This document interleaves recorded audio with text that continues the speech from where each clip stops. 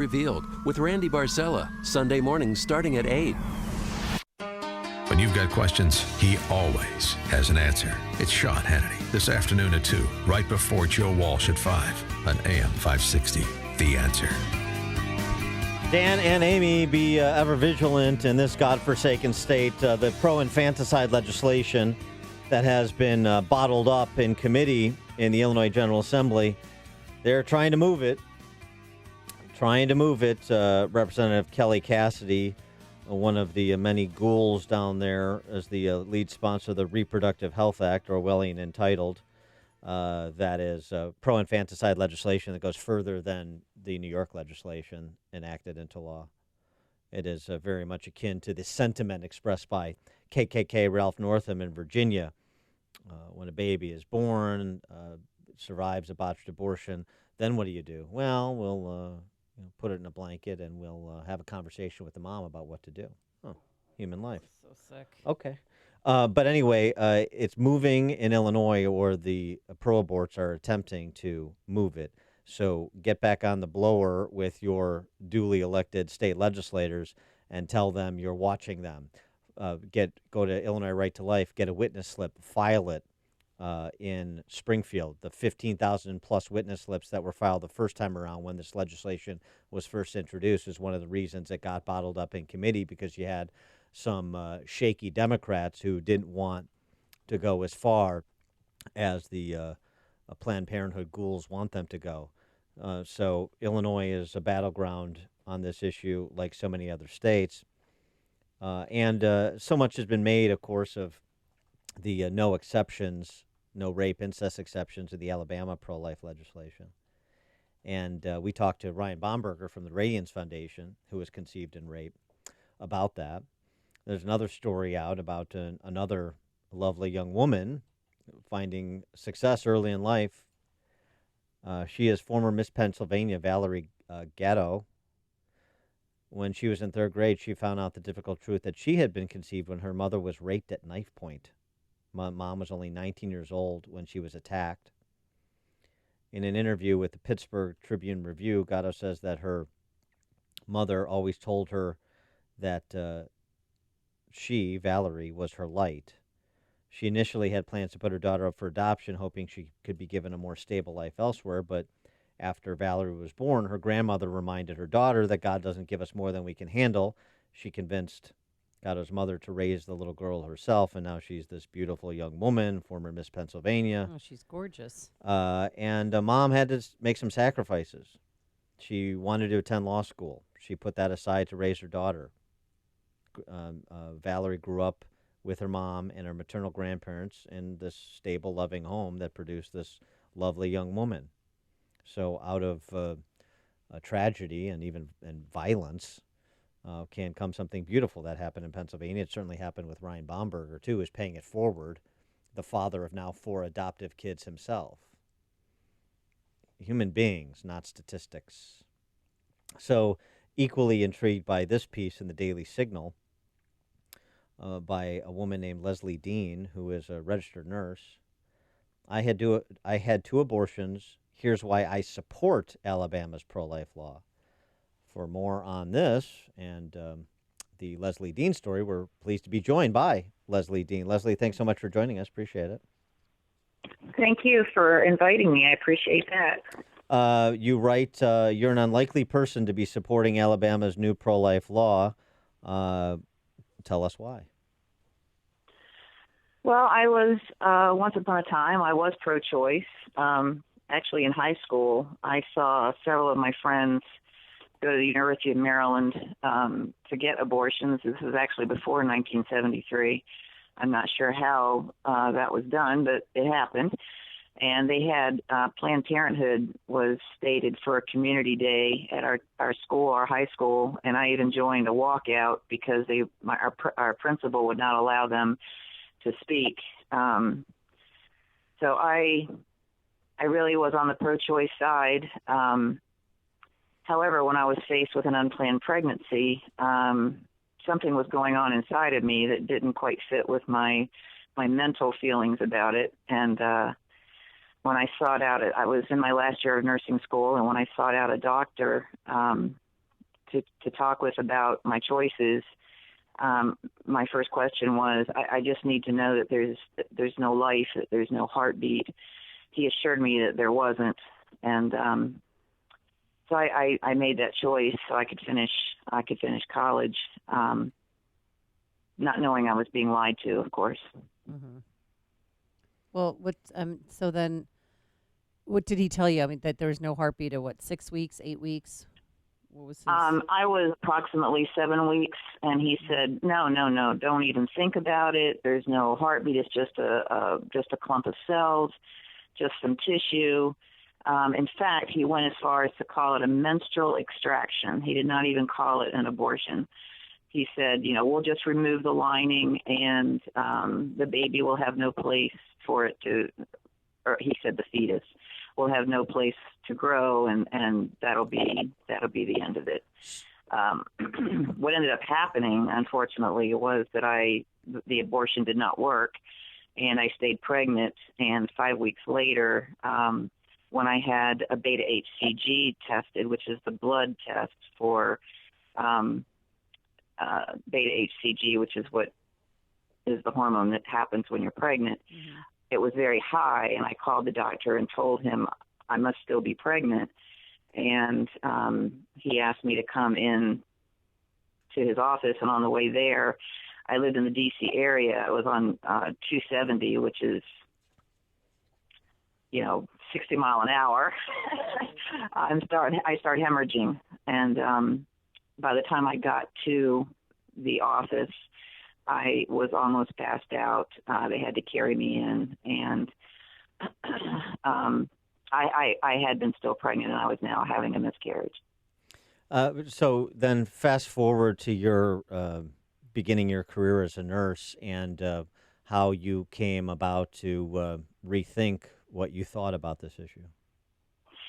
Yeah, I had started working at a hospital in Maryland, and I had actually not even gotten my license yet. I was a new graduate nurse, and I was asked to float to a floor that a doctor needed assistance with some procedures. And when I got there, I was not aware that at the time that they did second trimester abortions at this hospital. And he told me that he had 3 women that he had already injected with saline, and that we were going to be putting Pitocin drips up, and they would be going into labor, and he needed me to help with the procedures. And I looked at him and I said, "Are these abortions?" And he said, "Yes." Very terse. And I was like, "Oh, okay, wow." So 2 of the girls I really didn't have a lot of time with. They just kind of went in and out. But the last girl, who was further along, had the day before had come home from work early because she had morning sickness, and had found her husband with another woman on their couch in having sex.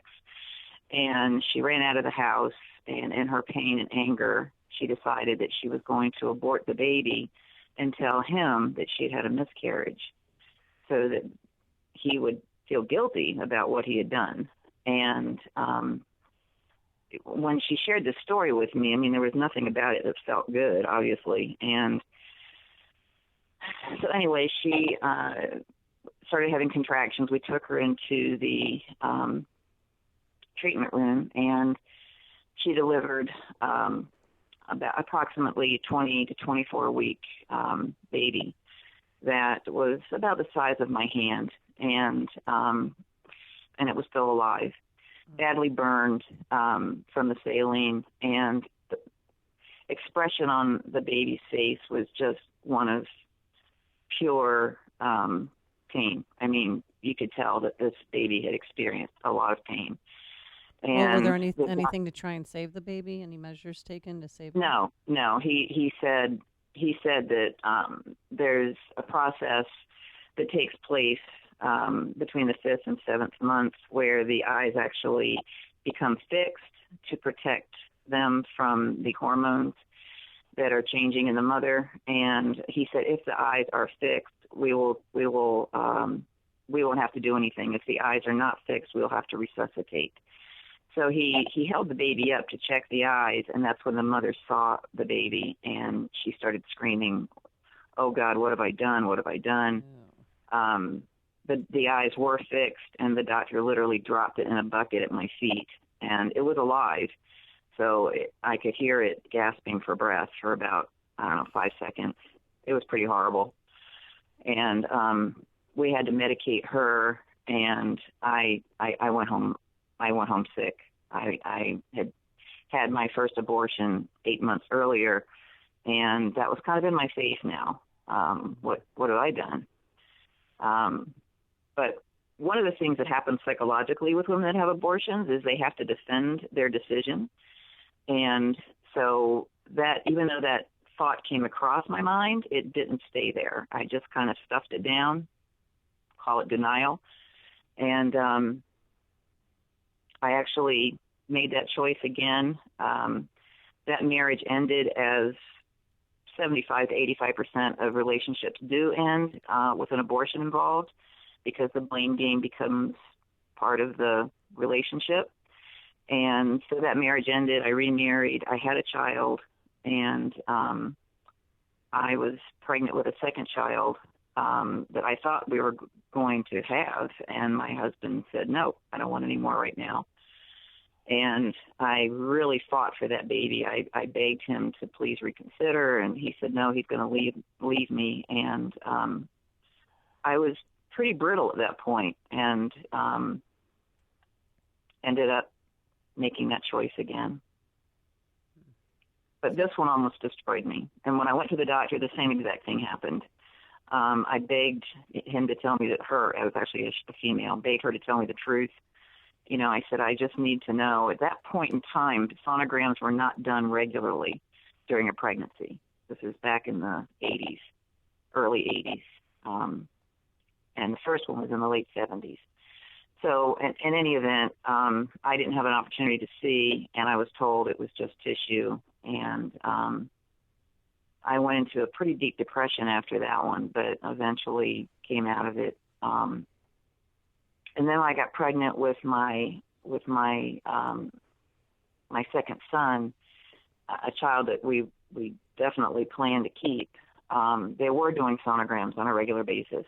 Mm-hmm. And when I went in, I was told I was going to get to see the baby, and I was really excited. And I went in, I saw the sonogram, I saw the heartbeat, I saw his little arms and legs, I saw him moving and jumping around.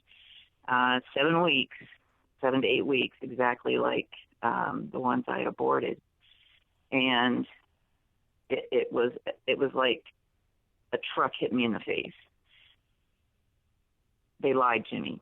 These are not blobs of tissue. This is a baby. This is a life.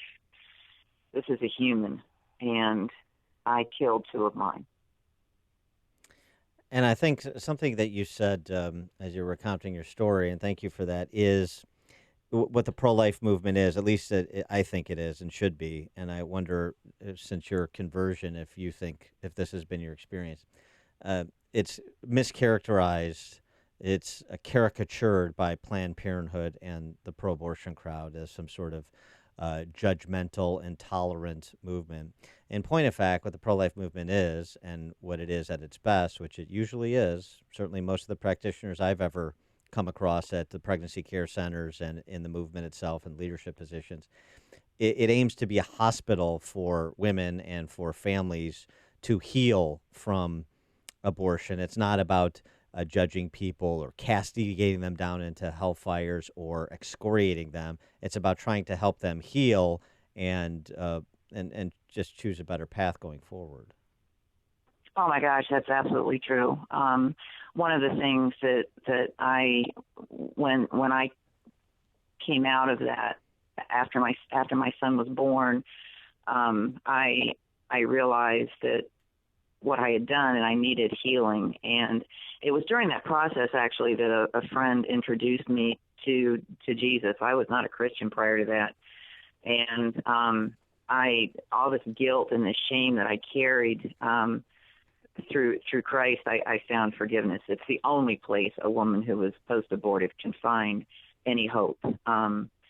God created us. God made life. It's the only one that can forgive us for taking a life is Him, and that is where I found forgiveness. I found forgiveness most of all for myself, because if there's anything that a woman carries, a lot of women accept forgiveness from Christ, but they can't feel that they can accept forgiveness for themselves, and that's what post-abortion healing is all about. And I was determined that not another woman was going to be lied to. And so I now am the nurse manager at a pregnancy care center, Eastern Shore Pregnancy Center in Salisbury, Maryland. And I do the sonograms on the girls that come in. And we have parenting programs. We provide clothes. We provide, we call them baby bucks, where if they come in and take parenting classes and work, I do counseling. I'm a counselor for Christian Ministries, and so I do counseling with these women because I've taken post-abortion training. I'm also a sexual abuse counselor. Many of these girls have had some sexual abuse issues or abuse issues, period, and I do counseling with them. And so when they come in for these things, we give them baby bucks, and then they can go shop in our little store inside of our pregnancy center. And those baby bucks go a long way. $1 can buy you a lot of clothes. So we do that. We also, our director and her husband, who is a pastor, they work with the couple. They actually try to keep the father involved, even if they're not married. And many of those couples have gotten married and now have a successful family. There are so many ways. I mean, we make sure they have insurance. We follow them through with phone calls. And even those that see the baby and see the heartbeat, they still sometimes choose abortion. And we tell them, you know what, we're not here to change your mind. We're not here to tell you what to do. We're here to give you all the facts so that you can make a choice that you can live with. And if you make the choice for abortion and you can't live with it, please know you can come back here and get help. And I do post-abortion counseling with them.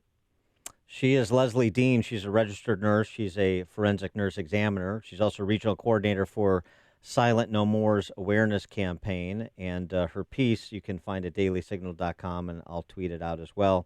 I've had 2 abortions. Here's why I support Alabama's pro-life law. Leslie, thanks so much for joining us and sharing your story. Really appreciate it. Thank you for having me. I appreciate it very much. Take care. And she joined us on our turnkey.pro answer line. It's news, opinion, insight. This is Chicago's Morning Answer on AM 560.